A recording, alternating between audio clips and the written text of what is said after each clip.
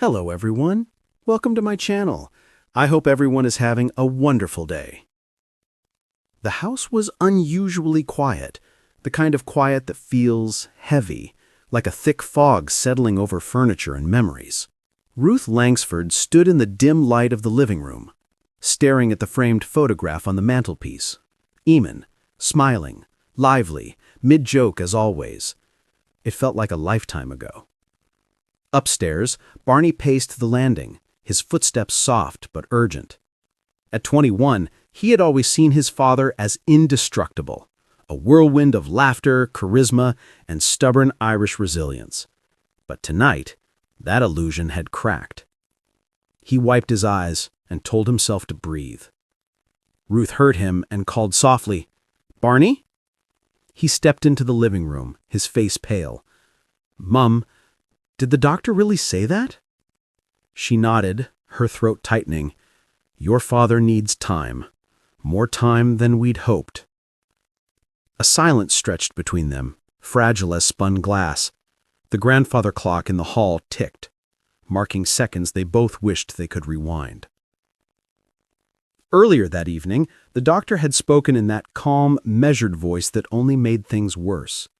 Words like recovery complications, rest, and monitoring drifted through the air like unwelcomed guests. Ruth had held Eamonn's hand, trying to smile, while Barney lingered behind them, silent, trying not to fall apart. Now, hours later, the reality of it settled in. Barney lowered himself onto the sofa. He didn't look like Dad, Mum. He looked frightened. Ruth sank beside him. "Everyone gets frightened, love, even your father. But he's strong. You know he is." Her voice trembled despite her best efforts. She had spent weeks holding everything together, presenter polish on the outside, chaos behind the scenes. But tonight the cracks were too wide to hide. Barney leaned into her.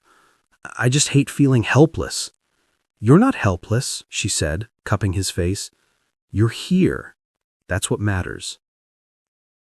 As they sat quietly, a faint beep came from the phone on the coffee table. A message from Eamonn. Ruth unlocked it with shaking hands.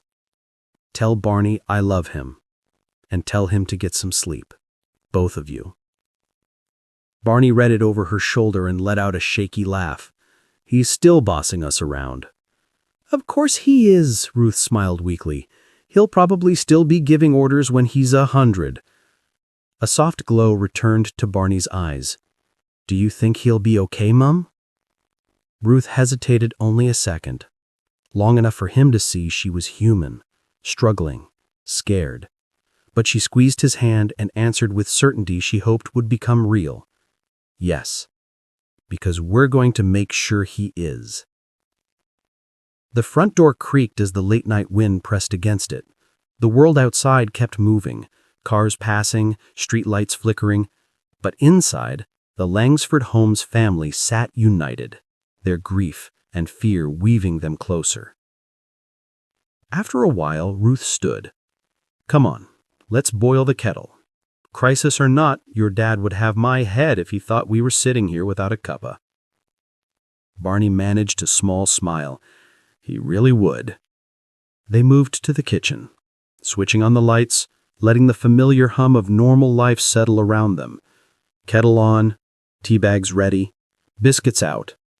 Tiny rituals of comfort in the middle of a storm. As the kettle whistled, Ruth whispered, almost to herself, "He's going to get through this. And when he does, he'll complain we've fussed too much." Barney wrapped an arm around her shoulders, "And we'll say he deserves it."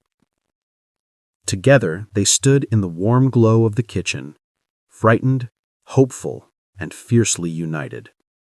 Two hearts holding on for the man they loved, refusing to let crisis break them. Because family, even shaken, even scared, is still family. And love, when tested, grows stronger.